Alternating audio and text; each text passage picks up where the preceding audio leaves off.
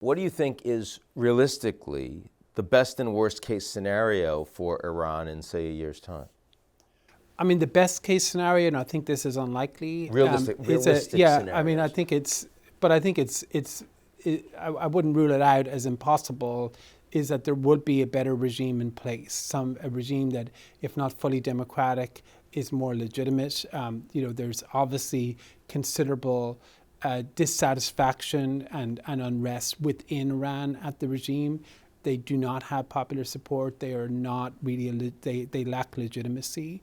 And so if that emerged, I think that would be very, very welcome. And if there was the opportunity to do that, I think it would be irresponsible not to try to cultivate it. I do think that is, unlikely, unfortunately, partly because the regime has not lost its capacity for domestic repression. Even if it cannot fire missiles abroad, it can definitely kill protesters at home.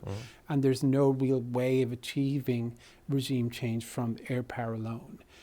If we set that aside, I think that the worst case scenario is sort of fragmentation, and the sort of least worst bad scenario is probably that the war ends and the regime it has its capacity significantly diminished and is sort of tending toward its internal economic, crisis, and that the region can sort of get back to, if not normal, a greater level of cooperation and try to turn the page. But that baseline, which is what you seem to be trending towards, that is also a regime that, from the perspective of the Iranian people, the 93 million, is going to feel very much like the regime it has been living under. Yeah, and they may, I think that regime will continue to be very vulnerable because, it will not have really the economic capacity to provide basic services. It may not be able to provide energy and electricity,